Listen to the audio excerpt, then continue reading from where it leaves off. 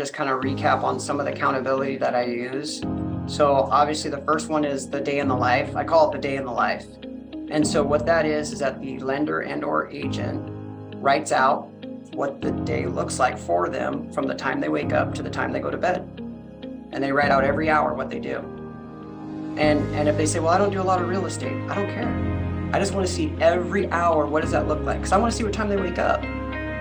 Like if they get up at 9 o'clock and they're not ready to start work until noon, we got some opportunities. And so after they get done writing that out, they do it for 7 days, right? And when they're done with that, I'll sit with them and I'll ask them, hey, can we make some sacrifices here?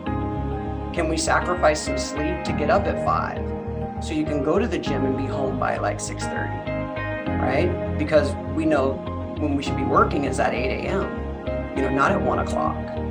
And so I'll ask, and once we get that situated, I then laminate it. I laminate it for them and give them a little Sharpie and say, here, in the beginning, take this. This is my gift to you. Check mark every time you get these things done. And if you don't do it, don't worry. But I want you to work this way for 2 weeks. Because once they do it for 2 weeks, it's a habit. So habitually, they're going to be working that way. And I also make sure, and this is very important for you guys to follow, or if you want to, I'm not telling you to, but you should take time to ask them, where do they spend time with their family if they don't have it in there? Because that's super important that they make time for their family. And they make time for meditating, like personal time. A lot of us agents, we don't do that. We don't even think about it.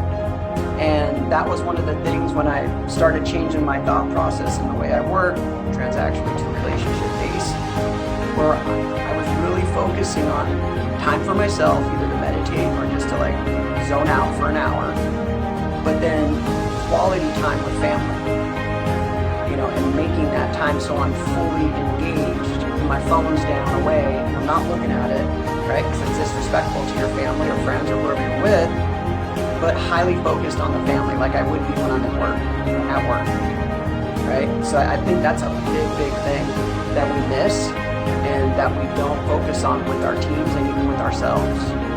Add that in there.